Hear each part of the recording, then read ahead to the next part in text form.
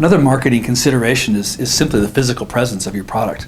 Now, one of the things that Coke discovered when they compete with Pepsi, and they thought, well, if we could spend more money, and who spends more money, and does that really bring more marketing? And it turned out they discovered that the more money they spent on marketing, it really didn't move the needle in terms of any increase in sales. What they did discover, though, is they could put Coke closer to people in distribution, get the Coke out there in more stores within reach of people, then they would sell more Coke.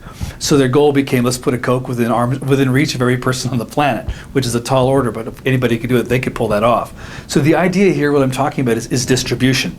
I mentioned in another segment how 7-Eleven has their stores on the right-hand side of the street. When you're headed back into the residential neighborhoods, you pick up a gallon of milk on the way home.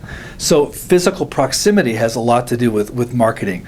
Can you put your product, get your product in people's hands? Do you need to demonstrate the product to them? Can you send them a sample in the mail so they can try it out? Give them an example, let them feel, let them play with it, figure out a way to let them try it for a week, give them a free trial, something like that. So you want to talk about all these different possibilities of how do you get this product demonstrated or simply available so the customer can get their hands on it the most easy, most economical way. And talk about in your business plan how are you going to do this, because it's something we want you to think about this and demonstrate to your investor that you've thought about it. And maybe there is no way, maybe there's just some way, but at least you've thought about it. Because at the end of the day in the business plan, you want the investor to feel like you've really got this whole business, you've understood this business, you've thought it through, you've looked at it up one side, down the other, backwards and forwards, right and left, so about how you're going to do this. So think about how you can get the product somehow physically in the customer's hands.